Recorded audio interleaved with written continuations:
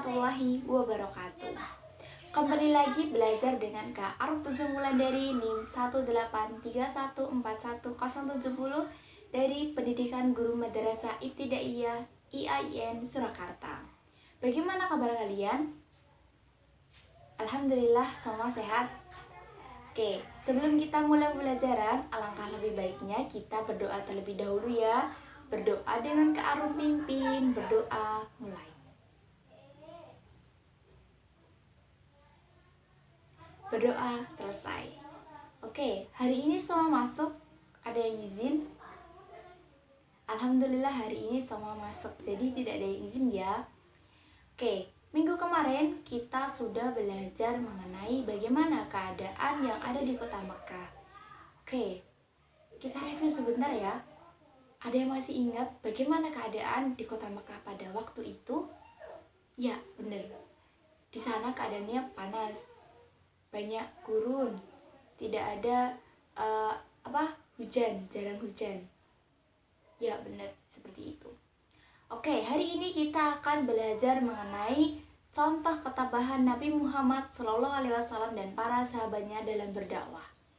Hari ini Kak Arum ada video yang akan menampilkan bagaimana ketabahan Nabi Muhammad SAW dan para sahabatnya dalam berdakwah. Yuk simak videonya sekarang juga.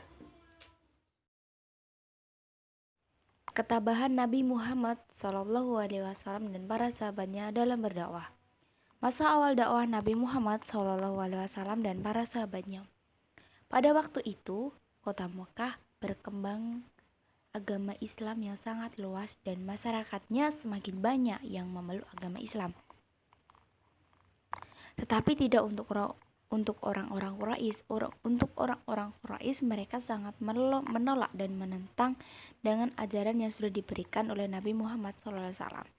Dan Nabi Muhammad SAW melakukan dakwah secara sembunyi-sembunyi karena banyak sekali tantangan dan rintangan yang harus dihadapi dalam berdakwah Nabi Muhammad SAW dan para pengikutnya.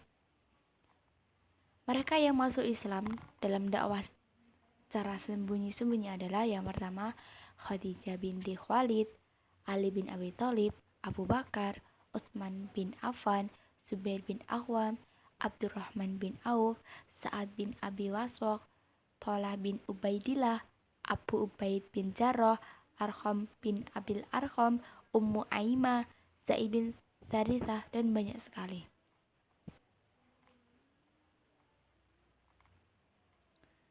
Kemudian Nabi Muhammad SAW melanjutkan dakwahnya secara terang-terangan karena Nabi Muhammad SAW mendapatkan perintah langsung dari Allah SWT melalui Al-Quran. Dalam surat Al-Hijr, surat ke-15 ayat 94 yang artinya, maka sampaikanlah olehmu secara terang-terangan segala apa yang diperintahkan kepadamu dan berpalinglah dari orang-orang yang musyrik.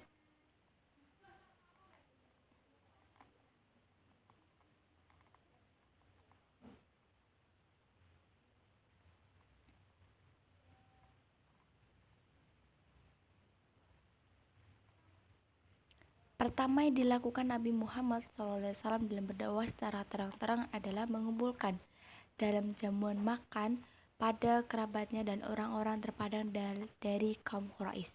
Mereka diajak untuk menyembah Allah SWT, berbuat baik terhadap sesama dan tidak boleh saling bermusuhan. Hanya sebagian kecil yang menerima ajakan Nabi Muhammad SAW dan sebagian besar menolaknya. Termasuk paman Nabi yang bernama Abu Lahab secara keras menentang agama Islam. Ketabahan Nabi Muhammad SAW dalam berdakwah yang pertama, ketabahan atas ancaman paman Nabi Muhammad SAW. Abu Lahab adalah paman Nabi Muhammad SAW yang selalu merintangi, mengancam, dan menentang dakwah Nabi Muhammad SAW sampai diturunkannya surat Lahab.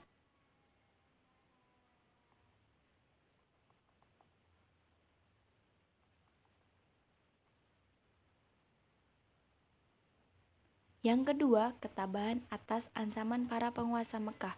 Penguasa Mekah tidak rela melihat Nabi Muhammad SAW bertambah pengikutnya. mereka mengadakan pertemuan di Darun Nadwa, membicarakan tentang cara dan sikap apa yang dipergunakan untuk merintangi dakwah Nabi Muhammad SAW. Para penguasa Makkah memutuskan bahwa untuk merintangi dakwah Nabi Muhammad SAW adalah dengan cara menyebarkan kebohongan Rasulullah SAW agar orang-orang itu mengikuti dakwah dan menjauhkan diri dari Nabi Muhammad SAW. Yang ketiga adalah ketabahan atas siksaan kaum kafir Quraisy. Berbagai cara dilakukan kaum Quraisy untuk menghalangi dakwah Nabi Muhammad. Di antaranya ketika Nabi Muhammad melaksanakan sholat di masjid dilempari dengan kotoran hewan yang busuk baunya.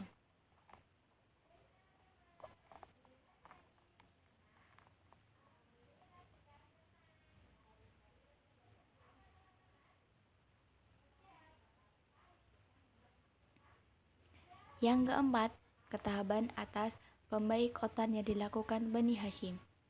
Pembaikotan sama artinya dengan pengucilan. Kaum kafir Quraisy melakukan pembaikotan terhadap Bani Hashim karena menganggap bahwa Bani Hashim selama ini membela dan melindungi Nabi Muhammad SAW. Dengan dibaikotnya Bani Hashim, Nabi dan umat Islam pada waktu itu menderita kelaparan, kemiskinan, dan tidak bisa berhubungan dengan dunia luar. Akibatnya, agama pun tidak bisa berkembang. Isi pembaikotan itu adalah sebagai berikut. Yang pertama, tidak boleh melakukan jual beli dengan Bani Hashim, Bani Abdul Muttalib, dan umat Islam. Dilarang mengadakan perdamaian dengan keluarga Bani Hashim, Bani Abdul Muttalib, dan umat Islam kecuali jika Muhammad menyerahkan diri. Ketiga, tidak boleh mengadakan pernikahan dengan keluarga Bani Hashim, Bani Abdul Muttalib, dan umat Islam. Dilarang berbicara dan menjenguk orang sakit dari keluarga Bani Hashim, Bani Abdul Muttalib, dan orang Islam. Ketabahan para sahabat dalam berdakwah. Yang pertama, ketabahan Khadijah binti Khuwailid. Dia adalah istri Nabi Muhammad SAW yang selalu mendukung dakwah beliau. Khadijah selalu mendukung dakwah Nabi Muhammad dengan harta benda, jiwa, dan raga. Banyak harta benda yang digunakan untuk kepentingan dakwah Nabi Muhammad SAW. Bahkan Khadijah banyak menghadapi ancaman dan cacian dari kaum kafir Quraisy.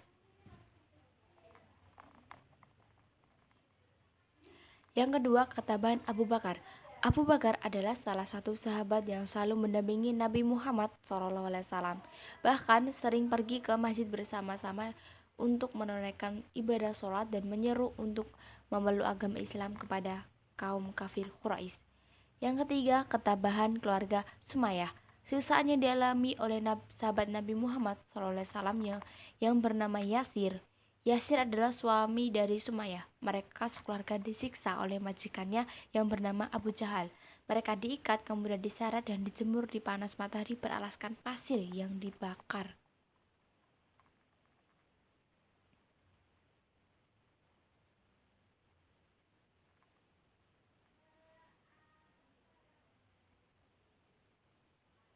Yang keempat, ketabahan Arham bin Abil Arham. Arham bin Abil Arham adalah salah satu sahabat Nabi Muhammad yang kuat iman dan pendiriannya. Ini dibuktikan dengan rumah tempat tinggalnya menjadi pusat dakwah Nabi Muhammad SAW. Secara sembunyi-sembunyi, melalui pusat dakwah di rumahnya, bertambahlah pengikut dakwah Nabi Muhammad SAW.